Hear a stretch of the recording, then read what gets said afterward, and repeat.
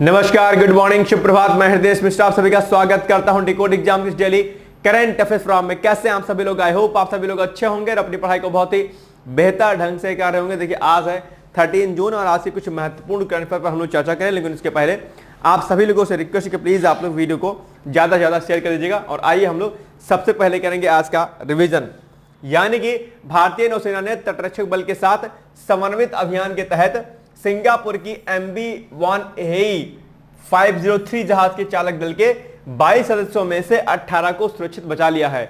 इस जहाज में कंटेनर विस्फोट के बाद भी भीषण आग जो है क्या हुई, लग गई थी। ठीक है, तो ये भारतीय तटरक्षक बलों ने इनको बचाया हुआ है। तो इसका नाम आपको दरअसल याद रखना है। ठीक है, हर साल 26 जुलाई को कारगिल विजय दिवस मनाया जाता है। 1999 में इसी दिन भारत ने पाकिस्तानी घुसपैठियों से रणनीतिक ऊंचाइयों को पुनः प्राप्त करते हुए ऑपरेशन विजय को सफलतापूर्वक प्राप्त कर लिया था। ठीक है, कल हमने आपको ऑपरेशन विजय के बारे में डिटेल्स में जानकारी दी थी आपको, है ना। आवासन और शहरी कार्य मंत्रालय ने 1 जून 2020 को प्रधानमंत्री street vendors Atmanirbhar Nidhi PM Svanidhi योजना की शुरुआत की थी। और इसको हमने बताया था कि जो भी रेडी पट्टी पर रहने वाले जो लोग हैं उनको जो है आत्मनिर्भर बनाने के लिए, उनको जो है सशक्त बनाने के लिए, उनको रोजगार प्रदान करने के लिए दरअसल इस योजना की शुरुआत की गई थी। ठीक है, इस योजना का उद्देश्य देखो यहां पर लिखा हुआ है, आप इसको पढ़ लीजिएगा। ठीक है, 8 जून 2025 को संयुक्त राष्ट्र विश्व महासागर दिवस फ्रांस के नीस में संयुक्त राष्ट्र महासागर सम्मेलन यानी कि 9 से 13 जून 2025 तक की शुरुआत करेगा, या हो चुका है तो बीत गया, है ना। विश्व स्तर पर विश्व मस्तिष्क ट्यूमर दिवस जो है वर्ल्ड ब्रेन ट्यूमर डे हर साल 8 जून को मनाया जाता है। यह भी पॉइंट आपको क्या करना है, याद रखना है। ठीक है, तो टेंशन वेंशन ज्यादा नहीं लिया करिए किसी बात का।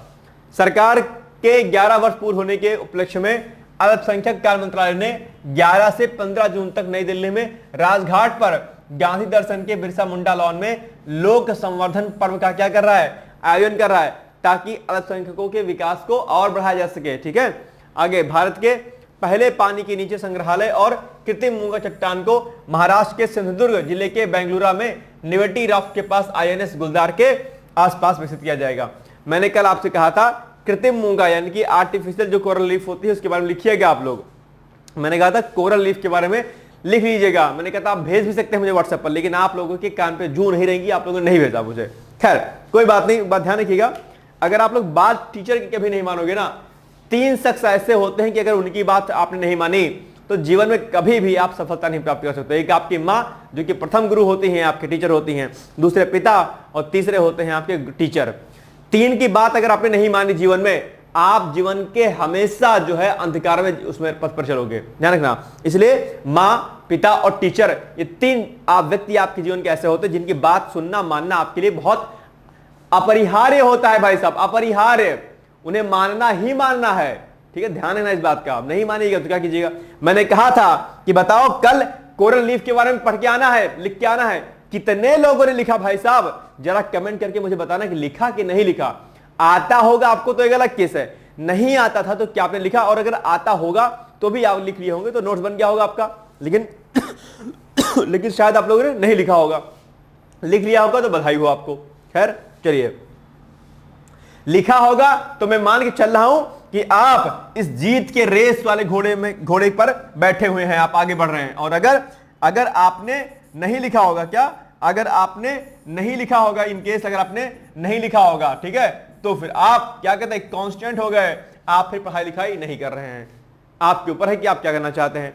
कल हमने आपसे प्रश्न पूछा था कि बताओ मूंगा चट्टान किससे बनी होती है, तो कोरल पॉलिप्स द्वारा स्रावित कैल्शियम कार्बोनेट से बनी होती है। ठीक है, ये फैक्ट कई बार पूछा है, कैल्शियम कार्बोनेट किससे बनी होती है, कैल्शियम कार्बोनेट। ठीक है, चलिए नंबर 1 पॉइंट है आपके सामने।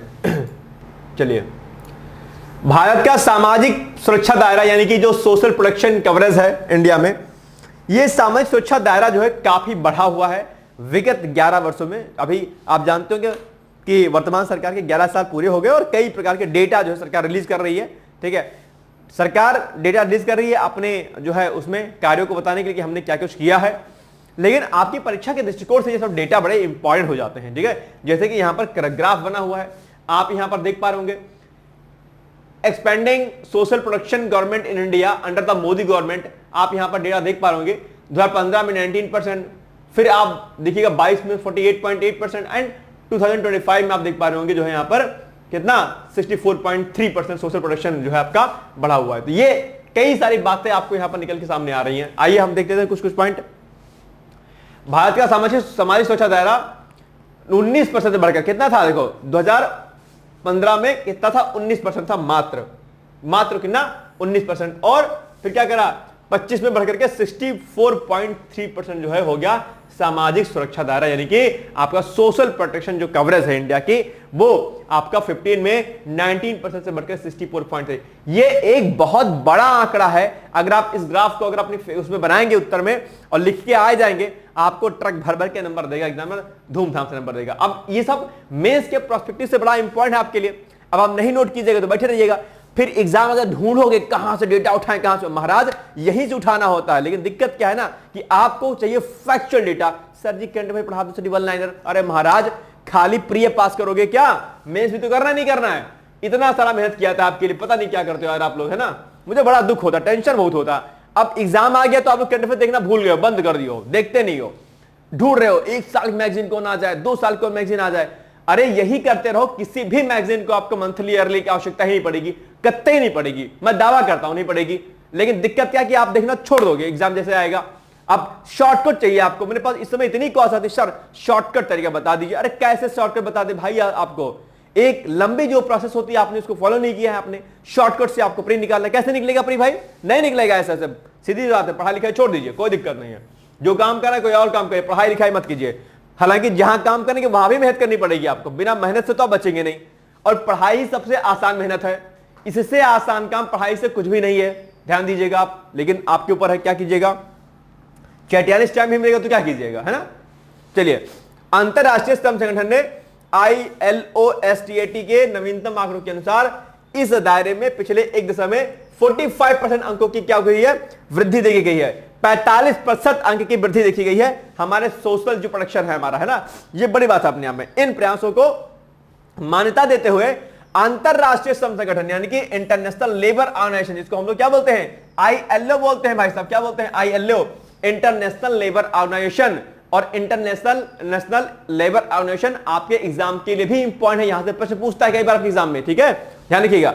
ने भारत की उपलब्धि को स्वीकार किया है। भैया इसने कहा है कि वास्तव में सरकार ने व्यापक स्तर पर काम किया है और ILO ने भारत सरकार की क्या की है, तारीफ की है। और जहां भारत सरकार की तारीफ की बात आ जाए वहां सोचिएगा कि प्रश्न बन जाएगा आपके एग्जाम के लिए। तारीफ किसको पसंद नहीं होती, मैं कहूंगा आप बड़े सुंदर लगते हैं, आपका दिल गदगद हो जाएगा, दिल गार्डन हो जाएगा। मैं कहूं सर आपकी मुस्कुराहट बड़ी अच्छी है, दिल एकदम मस्त। ऐसे ही सरकार भी खुश हो जाती है भैया, कहते हैं कि हाँ हमको तो IMF ने कहा है कि बड़ा अच्छा तुम काम कर रहे हो, हमको तो ILO ने कहा है। तो एग्जामिनर देखता है कि अच्छा तारीफ की गई इनकी, चलो डालते हैं प्रश्न, ठीक है।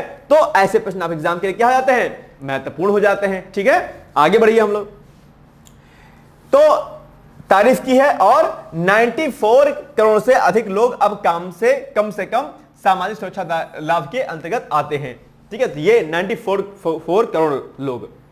जिनेवा में अंतरराष्ट्रीय श्रम सम्मेलन के दौरान, आप जानते होंगे इसको मैंने कराया है, अभी हाल ही में जिनेवा में अंतरराष्ट्रीय श्रम सम्मेलन का आयोजन किया जा रहा है। इस दौरान संगठन के महानिदेशक के साथ द्विपक्षीय चर्चा के दौरान श्रम और रोजगार मंत्री को डॉक्टर मनसुख मांडविया ने पिछले 11 वर्षों में मोदी सरकार द्वारा शुरू की गई गरीब और मजदूरों के लिए कल्याणकारी योजनाओं पर प्रकाश डाला। इस समय में कहा कि भैया देखो हम क्या क्या काम कर रहे हैं गरीबों के लिए। आप जानते होंगे SDG गोल्स के अंतर्गत भी गरीबी को कम करने का प्रावधान रखा गया है। SDG गोल, सस्टेनेबल डेवलपमेंट गोल 17 गोल है, कब तक प्राप्त करने का लक्ष्य है, 2030 तक का।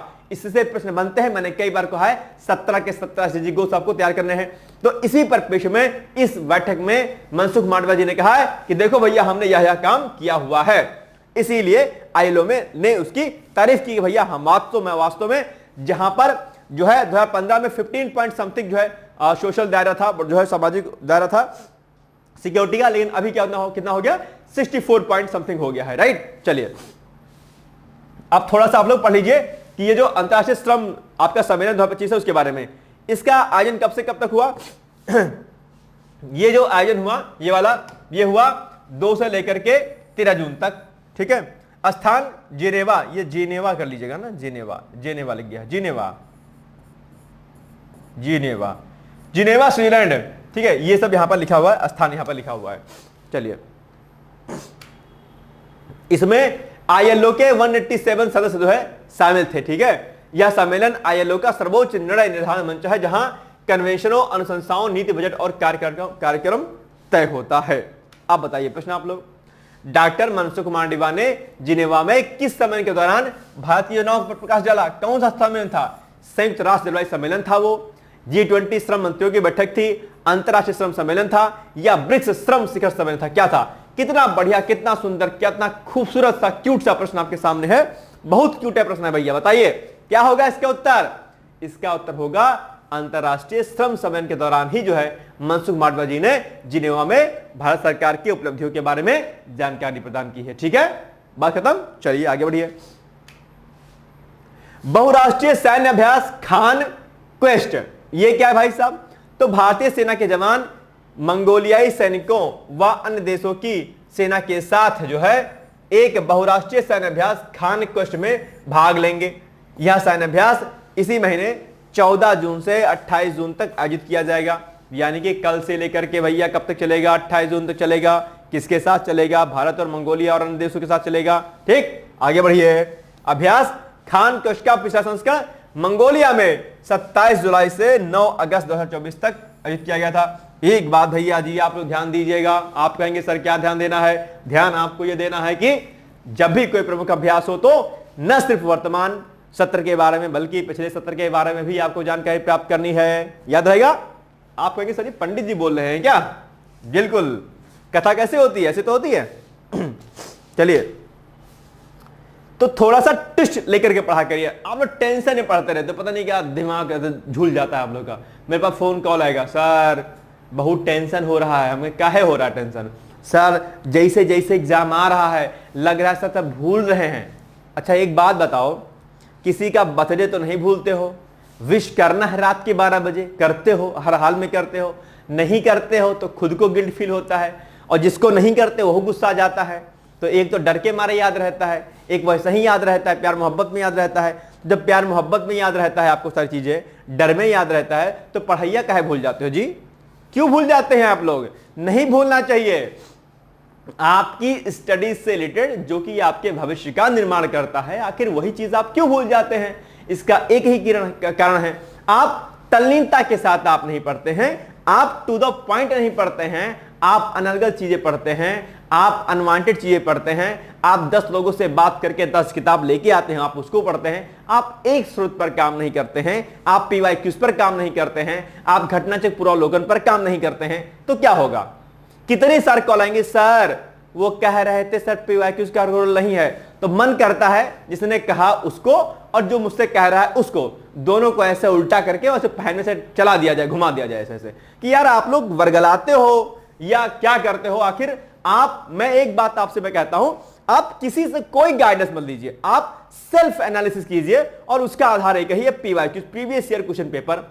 जिसने प्रीवियस ईयर क्वेश्चन पेपर को लगा दिया, अब एक ट्रिक मैं आपको बड़ा जबरदस्त बता रहा हूं, आज स्किप मत करना वीडियो। अब स्किप कर दोगे तो भूल जाओगे, रह जाएगा काम आपका। देखो कल ही मेरी एक स्टूडेंट से बात हो रही थी, उसने भी वही बात बताई जो करना चाहिए, जो करते हैं, जो मैं भी बताता हूं आपको हमेशा। क्या? PYQs जो होता है ना, PYQs, ठीक है, आपने देखा क्वेश्चन नंबर 1 लिखा हुआ ये ऐसे, उसके 4 ऑप्शन आपके सामने A, B, C, D, 4 option दिख गए। ये जो क्वेश्चन दिया है, इस क्वेश्चन का आंसर आपको पता होना चाहिए एक, और इस क्वेश्चन का एक्सप्लेनेशन डिटेल्स में आपको पता होना चाहिए। अब जब इस एक्सप्लेनेशन को पढ़ोगे तो आप 2-3 चीजें गौर करोगे। क्या क्या? कि इसी एक्सप्लेनेशन में आपके सामने कई प्रकार की नई टर्मिनोलॉजी दिखाई देंगी। आप उन टर्मिनोलॉजी को भी आपको अलग से तैयार करना है। जैसे माना कि किसी आप जो है क्या कहते हैं, किसी भी प्रश्न की थ्योरी पढ़ रहे हैं, उसमें एक प्रश्न जो है, एक शब्द आ गया क्या? इलेक्ट्रोलिसिस। क्या आ गया? एक शब्द आ गया इलेक्ट्रोलिसिस आ गया, माना कि एक शब्द आ गया, माना कि यूट्रोफिकेशन, एक शब्द आ गया यूट्रोफिकेशन आ गया। तो अब जब आप इस प्रश्न की व्याख्या यहां पढ़ रहे थे और इस व्याख्या को पढ़ते समय इलेक्ट्रोलिसिस और क्या कहते हैं आपका ये यूट्रोफिकेशन की प्रोसेस आ गई, तो आपका क्या काम करना है? सिर्फ व्याख्या पढ़ के छोड़ नहीं देना है, ए जी इसको भी पढ़ लेना है, इसको भी पढ़ लेना है। तो क्या फायदा होगा कि आप एक प्रश्न पढ़ रहे थे तो 2 प्रश्न आपके और रेडी हो गए, और इस प्रश्न को पढ़ते समय भी कई प्रश्न आपके और रेडी होंगे। आगे जब ये 4 व्याख्या आप पढ़ रहे थे, 4 ऑप्शन पढ़ रहे थे, तो कई बार क्या होता है, इस 4 ऑप्शन में भी कई सारे पॉइंट और होते हैं। इन 4 ऑप्शन के बारे में ही जानकारी आपको लेनी है। जैसे कि कोई दिवस के बारे में ही जानकारी पूछा आपसे कि विश्व पर्यावरण दिवस कब मनाया जाता है, आपके सामने ऑप्शन आ गया क्या क्या कि 5 जून, एक आ गया 21 जून, एक आ गया 22 मार्च, एक आ गया आपका भैया 22 मई।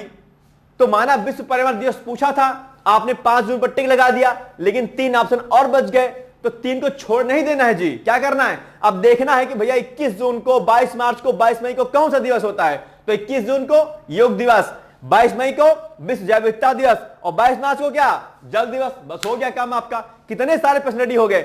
ऐसे पीवाईक्यूज करा जाता है। आप क्या सोचते हो कि है जी यही वाला प्रश्न आ जाएगा एग्जामों में? नहीं आएगा, ऐसे नहीं आता है। इसकी डिटेल्स से पढ़नी होती है।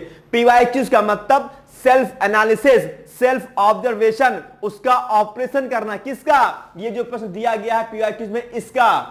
आप पढ़ के एक क्वेश्चन रट के चले आते हो, पीवाईक्यूज ये नहीं होता है बाबू, है ना, ध्यान रखना है आपको। मैं उम्मीद करता हूं कि आप इस प्रकार से पढ़ेंगे और उस पर मैं डिटेल्स एक वीडियो बना दूंगा कि आखिर पीवाईक्यूज को आप पढ़ें कैसे। ये भी नहीं आता है आपको। आप 10 लोग भैया से पूछोगे, 10 एक किसी कमरे में जाओगे, इतना भंडारा लगा होगा उनकी किताबों का, देख करके दिल आपका गदगद हो जाएगा। भैया बहुत पढ़ते हैं, दीदी बहुत पढ़ती हैं, इनसे गाइडेंस लीजिएगा, आपको 10 छमोटिया किताब बता देंगे, पढ़ो जाके। क्या कीजिएगा? नहीं होगा सलेक्शन भाई साहब, ऐसे है ना। मैं फिर से कह रहा हूं कि जब भी आप कोई काम करें तो ठीक ढंग से करें।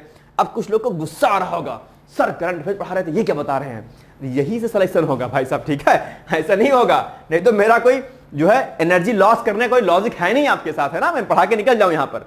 लेकिन मेरा काम है आपको सही दिशा और दशा देना, है ना, ताकि आप सक्सेस हो जाए। राइट, चलिए बात समझ गया पीवाईक्यूज कैसे करना है। चलिए आगे बढ़े हम लोग। कुछ लोग तो खुश हो गए होंगे, हाँ हाँ हाँ हाँ ठीक है, ऐसे ही करेंगे। कुछ लोग कहते होंगे हम ऐसे ही करते थे, कुछ लोग कहते हैं आपकी बात मजा आया। ठीक है, चलिए। अच्छा, खान कोश के बारे में और पढ़ लो। तो ये पॉइंट आपने देखा खान कोश के बारे में, जो ये संयुक्त अभ्यास हो रहा है। अरे भाई साहब क्या हो गया, ये देखो, ठीक है, ये बात ध्यान रखना। अब आगे बढ़ो।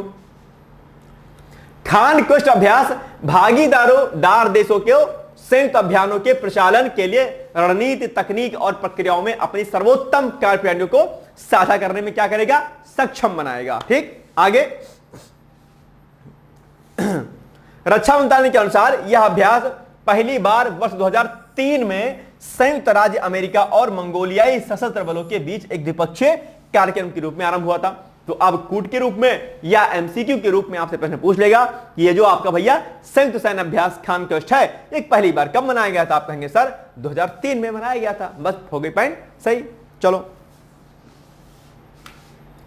इसके बाद वर्ष 2006 से यह अभ्यास बहुराष्ट्रीय शांति स्थापना अभ्यास में परिवर्तित हो गया, सॉरी, और वर्तमान में इसका 22वां संस्करण जो है। ठीक है, ये क्या है संस्करण, तो कौन सा 22वां है।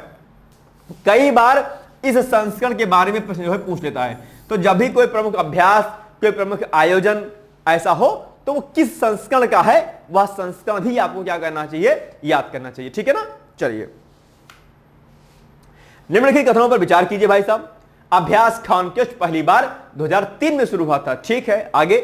यह अभ्यास 2006 से बहुराष्ट्रीय शांति स्थापना अभ्यास बन गया। देखो यह भी तो लिखा था अभी, देखो, हाँ ठीक है। और 2025 में इसका 20वां संस्करण आयोजित किया जा रहा है। अब बताओ इसमें से कौन ऑप्शन सही होगा। देखते हैं कितना आपके अंदर जो है शक्ति है, एनर्जी है कि आप इसके ऑप्शन को सही बता पाते हैं। बताइए भैया क्या होगा, क्या होगा, हटा दीजिएगा इसको। क्या होगा इसका उत्तर, बताओ बताओ। इसका उत्तर 3 होगा भाई साहब। 2025 में इसका 20वां संस्करण नहीं मनाया जा रहा है। आप कहेंगे सर जी कौन मनाया जा रहा है, तो 22वां या 22वां, 21वां, 23वां, कौन सा?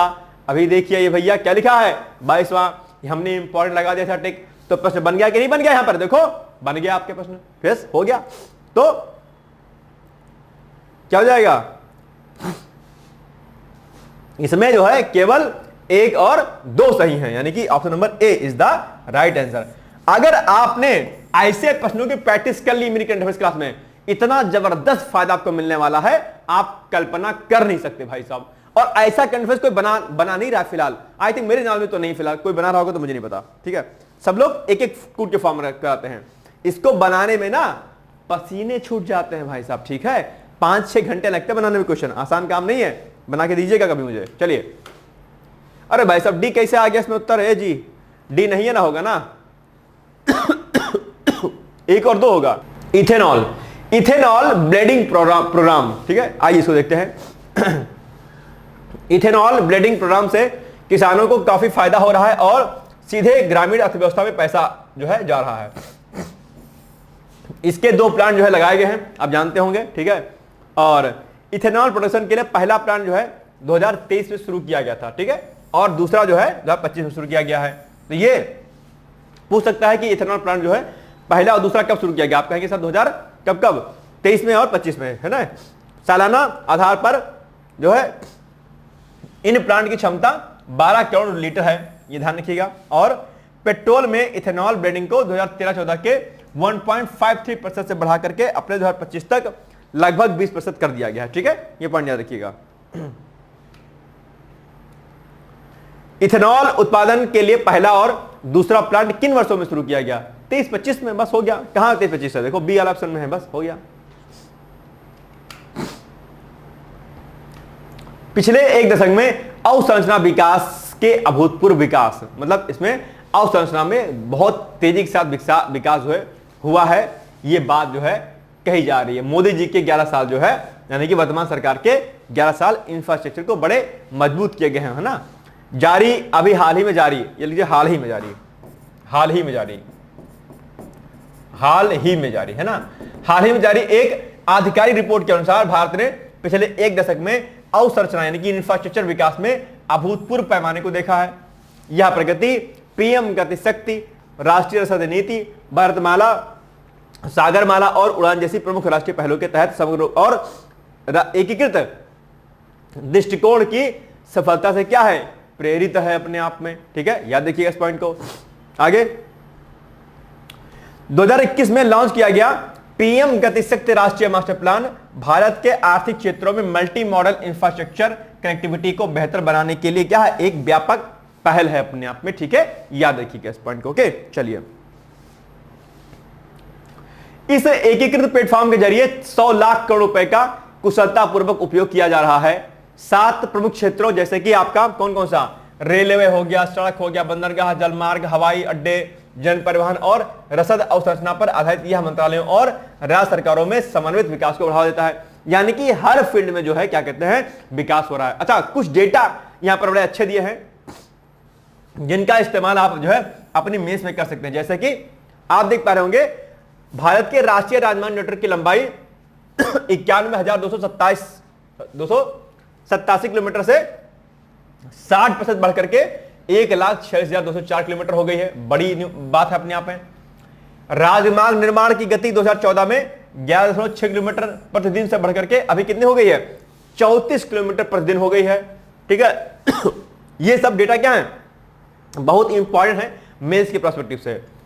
2014 से भारतीय रेलवे के बजट में 9 गुना से अधिक वृद्धि हो गई है।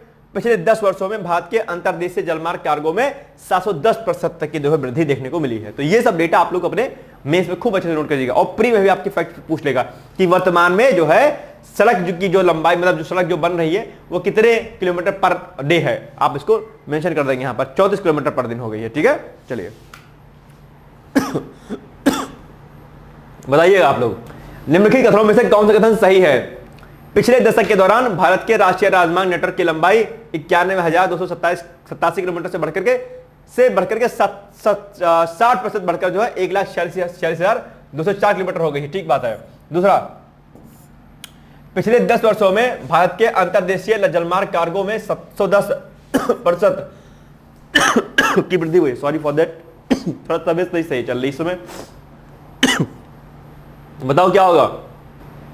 दोनों कथन सही होने चाहिए ना मेरे अकॉर्डिंग, तो देखते हैं।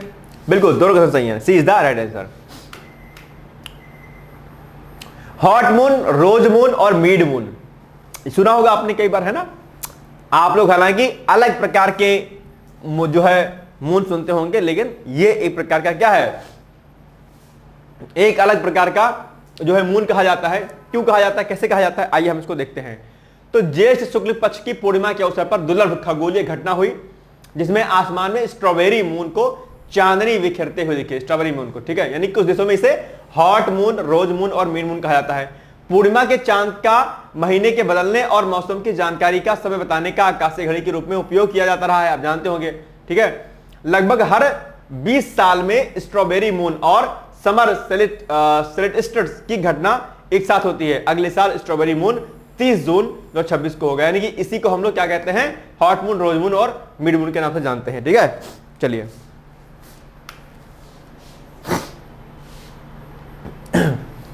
स्ट्रॉबेरी मून को कुछ देशों में किस अन्य नाम से जानते हैं, तो हॉट मून, रोज मून और मिड मून के नाम से, यानी कि बी ऑप्शन होगा। श्रीलंका के commander lieutenant general BKGM Lasantha Rodrigo Bharat यात्रा पर भी आए हैं, शायद 11-12 जून को आए और शायद 14 तक रहेंगे, 14 जून तक, ठीक है ना, 14 जून तक रहेंगे। तो श्रीलंका सेना के commander lieutenant general BKGM Lasantha Rodrigo, नाम याद रखिएगा, ठीक है, नाम याद रखिएगा। भारत और श्रीलंका के मध्य द्विपक्षीय सैन्य सहयोग को बढ़ावा देने के लिए, आपसी संबंधों को मजबूत करने के लिए जो है आए हुए हैं, भारत की यात्रा पर, आधिकारिक यात्रा पर आए हुए हैं, ताकि भारत और श्रीलंका के मध्य जो है सैनिक के जो मुद्दे हैं, सामरिक दृष्टिकोण से जो मुद्दे हैं वो क्या हो, उनमें जो है एकता है अपने आप में, है ना। यह यात्रा दोनों देशों के द्वारा अपनी दीर्घकालिक रक्षा साझेदारी को मजबूत करने के लिए जो है किए जा रहे निरंतर प्रयासों को दर्शाता किस प्रकार से भारत और श्रीलंका जो है अपने अपने क्षेत्र में, यानी खासकर सैन्य क्षेत्र में जो है आपस में विकास कर रही है ना। श्रीलंका के बारे में अगर जानकारी लेंगे तो श्रीलंका दक्षिण एशिया में स्थित एक द्वीपीय देश है जो भारतीय उपमहाद्वीप के दक्षिण पूर्वी किनारे पर सटा हुआ, आप जानते होंगे श्रीलंका। राजधानी क्या है यहाँ की, कोलंबो है, आधिकारिक राजधानी यहाँ की कोलंबो है, और श्री जयवर्धनेपुरे जो कोटे है विधान पालिका राजधानी है यहाँ की। पाक जलडमरू मध्य भारत के तमिलनाडु और श्रीलंका के उत्तर पश्चिमी तट के बीच स्थित है। कई बार प्रश्न पूछा गया है आपके। राम सेतु या एडम ब्रिज एक प्राकृतिक पौराणिक पुल जैसी रेत की श्रृंखला जो भारत के रामेश्वरम को श्रीलंका से के मन्नार द्वीप से जोड़ती है। अभी आपने पामत द्वीप का उद्घाटन हुआ है, जानते होंगे, है ना, प्रधानमंत्री नरेंद्र मोदी ने इसका उद्घाटन किया था। श्रीलंका सेना के वर्तमान कमांडर जो जून 2025 में भारत की आधिकारिक यात्रा पर आए हैं, उनका नाम क्या है, बताओ क्या नाम है उनका। अरे अभी तो हमने आपको बताया क्या होगा, सी इज द राइट आंसर भाई, lieutenant general BKGM Lasantha Rodrigo, है ना, ये तो होंगे, और क्या होगा, सी इज द राइट आंसर। बस हो गया अपने आप में, क्या टेंशन लेते हो आप लोग। रेलवे की 2 मल्टी ट्रैकिंग परियोजनाओं को मंजूरी देगी है, कहां पर ये दी गई है, झारखंड में आपको दी गई, शायद होता है ना, तो ये भी आपको याद रखना है। प्रधानमंत्री मोदी की अध्यक्षता वाली आर्थिक मामलों की मंत्रिमंडल समिति ने रेलवे की 2 मल्टी ट्रैकिंग परियोजनाओं को मंजूरी दी है। पहली परियोजना 133 किलोमीटर लंबी झारखंड में कोडरमा बरकाकाना रेलवे लाइन के दोहरीकरण से सम्मिलित है, और दूसरी परियोजना में 185 किलोमीटर लंबी बल्लारी चिकजाजुर रेल लाइन का दोहरीकरण किया जाना है, जो कर्नाटक के चित्रदुर्ग और आंध्र प्रदेश के अनंतपुर जिले से होकर के गुजरेगी अपने आप में, ठीक है। तो इसका भी हाल ही में लोग वो किया गया है। इन परियोजनाओं से झारखंड, कर्नाटक और आंध्र प्रदेश के 7 जिलों में लगभग 318 किलोमीटर के रेल नेटवर्क का विस्तार होगा और लगभग 108 लाख दिन का रोजगार जो है पैदा होगा। बड़ी योजना है, इसलिए इंपॉर्टेंट है आपके लिए। यह परियोजनाएं पीएम गतिशक्ति राष्ट्रीय मास्टर प्लान का हिस्सा है। आप कहेंगे सर पीएम गतिशक्ति राष्ट्रीय प्लान क्या है, इसके अंतर्गत सड़क मार्ग, हवाई मार्ग, जल मार्ग सब में आपसी कनेक्टिविटी की जा रही, सभी को आपस में जोड़ा जा रहा है ताकि विकास और तेजी के साथ हो सके। आइए डिटेल्स में इसको पढ़ लेते हैं कि क्या है पीएम गतिशक्ति राष्ट्रीय मास्टर प्लान। यानी कि ये जो अभी आप उद्घाटन किया गया है ये पीएम गतिशक्ति राष्ट्रीय मास्टर प्लान का ही हिस्सा है अपने आप में, है ना। तो ये क्या है, एक राष्ट्रीय मास्टर प्लान है ये, जिसे प्रधानमंत्री मोदी ने अगस्त 2021 में घोषित किया था और अक्टूबर 2021 में ये आधिकारिक रूप से लागू हो गया था, ठीक है। अब आइए देखते हैं इसके क्या क्या तथ्य हैं। यह एक डिजिटल प्लेटफॉर्म है जिसका उद्देश्य है, क्या उद्देश्य है, भारत में विभिन्न मंत्रालयों और विभागों को एकीकृत कर इंफ्रास्ट्रक्चर परियोजनाओं का समन्वित योजना और निष्पादन करना। दूसरा, सड़क, रेल, जलमार्ग, हवाई मार्ग, ऊर्जा, टेलीकॉम, गैस आदि को जोड़कर मल्टी मॉडल कनेक्टिविटी को बढ़ावा देना है। ये इसका मेन एम है ना। इसका नाम जीआईएस आधारित भू स्थानिक डेटा और हाई रेजोल्यूशन सैटेलाइट इमेजिंग के साथ 200+ डेटा लेयर का उपयोग करना। ये सब क्या है, इसके मुख्य उद्देश्य हैं, है ना, ताकि चीजें आगे बढ़ सके। ठीक है, चलो अब बताओ, झारखंड में जिस 133 किलोमीटर लंबी रेल लाइन के दोहरीकरण को मंजूरी दी गई वह कौन सी है? कोडरमा हजारीबाग, कोडरमा बरकाकाना, या रांची बरकाकाना, या धनबाद कोडरमा? क्या होगा? मेरे अकॉर्डिंग बी वाला ऑप्शन होना चाहिए, कोडरमा और बरकाकाना, ये होना चाहिए मेरे ख्याल से, है ना। देखते हैं, बिल्कुल सही बात है, B is the right answer. ठीक है, चलो अब आप बताओ, प्रश्न एक आपके सामने है, निम्नलिखित में से राष्ट्रपति किसकी नियुक्ति करता है? भारत का महान्यायवादी, सीएजी, या राज्यपाल, या फिर उपरोक्त सभी? क्या होगा? सीएजी को बोलते हैं controller and auditor general of India. ठीक है, ये याद रखिएगा। अब देखो, इस प्रश्न का उत्तर आपको बताना है कमेंट करके। ठीक है, कमेंट करके मुझे बताओ कि उसका उत्तर क्या होगा। और एक टास्क सुन लो आज, पहला हमारा क्या है, होमवर्क ले लो आप आज फट से तुरंत। होमवर्क क्या है? आपको भारत के महान्यायवादी, भारत के सीएजी और भारत के राज्यपाल, इन तीनों के बारे में आपको नोट्स बना करके पढ़ना है। और ये तीन के तीनों भैया क्या है आपके, बहुत ही इंपॉर्टेंट है भाई साहब। और चूंकि राष्ट्रपति के बारे में पूछा है तो राष्ट्रपति भी इसमें क्या करो, ऐड कर दो, प्लस राष्ट्रपति। तो आज ही आपको भारत के महान्यायवादी, सीएजी के बारे में, राज्यपाल के बारे में और राष्ट्रपति के बारे में पढ़ लेना है। पढ़ लीजिएगा, आपके 4 टॉपिक तुरंत रेडी हो जाएंगे। एक बात बहुत ध्यान से सुनिएगा, अगर आप मेरी बातों को मानते सुनते हैं, आप कुछ मत करिए, आप करंट अफेयर्स की क्लास को देखिए और जो जो मैं कहता हूं वो आप करिए। आप देखिएगा 2 महीने के अंदर कितना, 2 महीना बहुत बड़ी बात है, 15 दिन के अंदर आपके अंदर कितनी ऊर्जा आ जाएगी। जो लोग मेरा टास्क पूरा करते होंगे, जिन्होंने अब तक पूरा किया होगा, वो एग्जामिनेशन हॉल में बैठेंगे, एक चेहरा उनको नजर आएगा, किसका? हृदय मिश्रा का, यानी कि मेरा। वो कहेंगे कि हाँ वास्तव में हृदय सर आपने जो जो कहा था मैंने वैसे किया और कितना फायदा मिला। तो अब मैं टास्क दे रहा हूं तो आप उसको पूरा कर लीजिएगा, देखिएगा 3 टॉपिक आप रेडी हो जाएंगे आज, है ना, हैंड टू हैंड। चलिए आगे बढ़ते हैं हम लोग।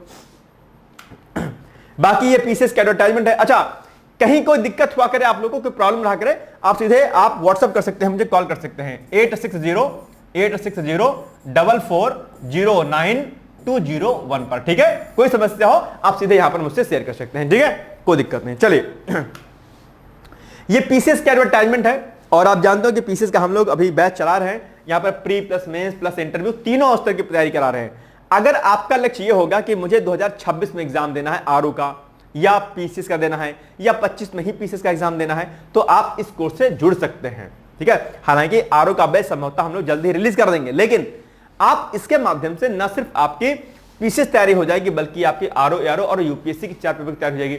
अगर आप केवल आरओ का बैच लेंगे तो केवल आरओ तैयार होगा, लेकिन अगर इस बैच को लेंगे अगर आप, तो इससे आरओ भी तैयार हो जाएगा आपका, इससे पीसीएस भी तैयार हो जाएगा, और इससे यूपीएससी के 4 पेपर और प्री की तैयारी भी एक ठीक लेवल की हो जाएगी, ऑप्शनल को छोड़ करके। क्योंकि ये पीसीएस का सिलेबस पूरा का पूरा क्या है, यूपीएससी का सिलेबस है, डिट्टो, एक पॉइंट आपका है, सिर्फ ऑप्शनल को छोड़ करके बस। तो यानी कि ये एक तरीके से यूपीएससी का भी क्या है, सिलेबस है अपने आप में। तो आपसे मैं उम्मीद करता हूं कि आप इसको जरूर करेंगे, है ना। चलिए, तो ये 18 महीने की इसकी कोर्स की बैटी होगी, और यहां पर हम लोग पीवाईक्यूज कराएंगे, प्री प्लस मेंस का दोनों का टेस्ट सीरीज आपकी, प्री प्लस मेंस की आपकी, डेली क्विज आपका, डेली आंसर राइटिंग प्रैक्टिस आपका, इंटरव्यू तक जाएंगे तो आपकी सारा पैसा भी आपका वापस हो जाएगा आपका। ठीक है, मेंटरशिप, गाइडेंस, पर्सनल इंटरेक्शन आपका सब कुछ किया जाएगा इसमें। सीसेट अलग से रहेगा इसमें, है ना, हिंदी अलग से पढ़ाई जाएगी, निबंध अलग से पढ़ाया जाएगा, सारी चीजें आपको कराई जाएंगी, important articles, news, current affairs, ठीक है, डाउन टू अर्थ मैगजीन, सब कुछ कराया जाएगा इसमें। आप इसको कर सकते हैं, इसके लिए आप हमें व्हाट्सएप कर सकते हैं, पीसीएस लिख करके आप व्हाट्सएप कर दीजिएगा 8604409201 पर। ठीक है, याद रहेगा पॉइंट। चलिए, अब आपके सामने क्या क्या है, एक क्वेश्चन है, पीएम गतिशक्ति राष्ट्रीय मास्टर प्लान क्या है, इसके बारे में आप 2, 4, 6, 10 बिंदु लिख लीजिएगा। लिख लेंगे तो इसके बारे में आपको याद हो जाएगा तैयारी।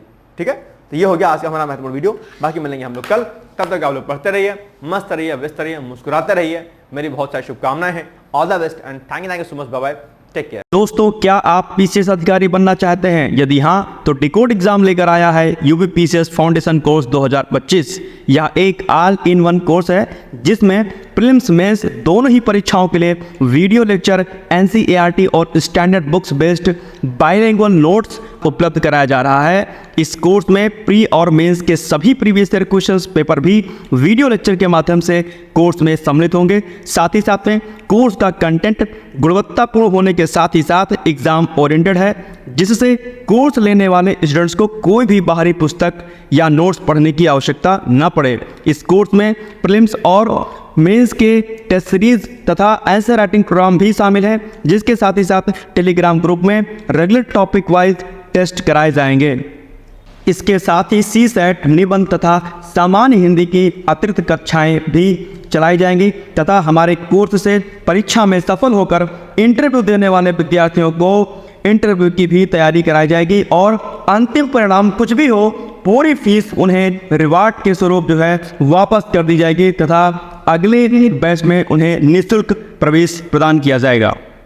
उल्लेखनीय है कि डिकोड एग्जाम एक संस्थान के रूप में 5 वर्ष के अपने सफल कार्यकाल में अब तक 55 से अधिक विद्यार्थियों को विभिन्न परीक्षाओं में अंतिम सफलता दिलाने में अपना सफल योगदान दे चुका है। इस कोर्स की फीस 15,000 रुपये निर्धारित की गई है, लेकिन पहले प्रवेश लेने वाले 100 विद्यार्थियों को 3,000 रुपये की विशेष छूट दी जा रही है। और अधिक जानकारी के लिए हमारे संस्थान के नंबर 6307495944 पर संपर्क करें।